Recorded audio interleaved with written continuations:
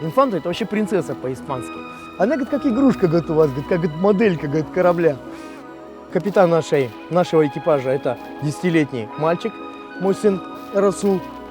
Штурман яхты Рамзес, 14 лет. То есть они были самыми маленькими тогда участниками регаты. И вот это тоже отметили, говорит, правильно делаете, что вы с молодых ногтей учите детей, отрываете их от гаджетов, отрываете их от этих компьютеров и ставите их под солнце, небо, парус, шкот, натяжение, румпель. Я люблю отдых на природе. Вот, начиная, наверное, с этого. Люблю свой родной край. Здесь есть тоже что показать. И есть огромное поле для деятельности, для развития внутреннего туризма, для развития экотуризма.